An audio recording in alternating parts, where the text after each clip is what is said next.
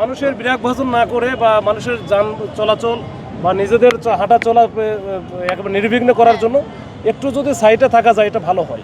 এটা যদি একটু কষ্ট করে বোঝানো যায়। সকাল থেকে কিন্তু ছিলাম, এখনো পর্যন্ত মন্ত্রণালয়ের বাইরে। এখন যে সময়টা হয়েছে, যে সময়টা করছো সেটা হচ্ছে এই সময়টা একেবারে অফিস আদালত সবগুলো এখন হচ্ছে খুলতেছে। এই সময়টা সবচেয়ে গুরুত্বপূর্ণ। আর এটার হচ্ছে যে ট্রাফিকটা, এই ট্রাফিকটা সারা ঢাকা শহরে ছড়ায় যায়, ইম্প্যাক্টটা পড়ে সব জায়গায়। এই সময়টা যদি না করে, যদি আরেকটু কিছুক্ষণ পরে করা যেত তাহলে কিন্তু আরো ভালো হতো, অথবা দুপুরে দিয়ে করলে তাও সমস্যা ছিল, কিন্তু এই সময়টাতে বেশি।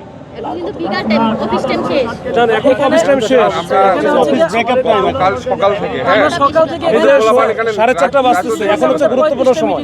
মানে কি বলবো আসলে শিক্ষার্থীরা আমাদের, আমি বলি আমাদের পুলিশের পক্ষ থেকে অনুরোধ থাকবে, ভাই আপনারা যদি একটু সাধারণ মানুষের কথা চিন্তা করেন, আমাদের কথা চিন্তা করার দরকার নাই, সাধারণ মানুষের কথা চিন্তা করে যদি এটা একটু খুলে দেওয়া যায়, 1 ঘন্টা পরে করেন সমস্যা নাই, কিন্তু এটা খুলে দেন। আসলে কি ভাই এই যে 2 বছর ধরে আন্দোলনে একটু কষ্ট দিয়ে ওরা আসুক, আসার পরে ব্লক করতে, আসার আগে ব্লক করলা কেন?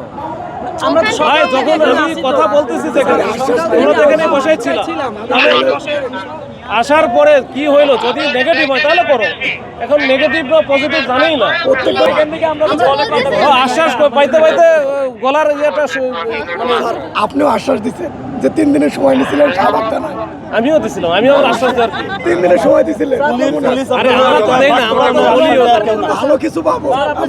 আমরা চাই যে দীর্ঘ সময় যদি জনভোগান্তি হয়, জনভোগান্তি হলে মানুষের যে সিম্প্যাথি এটা আপনাদের বিপরীতে চলে যাবে।